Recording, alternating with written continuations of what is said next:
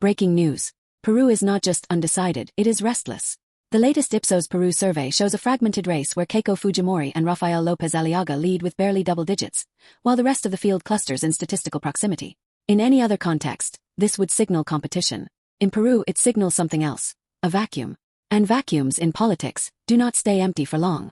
Because while candidates debate, the country is experiencing something far more concrete.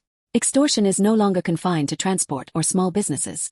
When a public school in San Martín de Porres is forced to suspend in-person classes due to threats, we are no longer discussing policy. We are confronting state absence. This is the backdrop against which figures like Roberto Sanchez begin to rise. Not because of a detailed policy platform, but because he taps into a familiar narrative: exclusion, grievance, and distrust.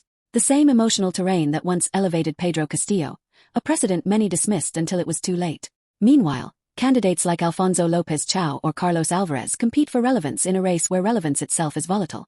Technical arguments struggle when the electorate is driven less by persuasion and more by frustration. The recent debate, then, was not decisive in content, but revealing in tone. Authority, or the lack of it, was on display.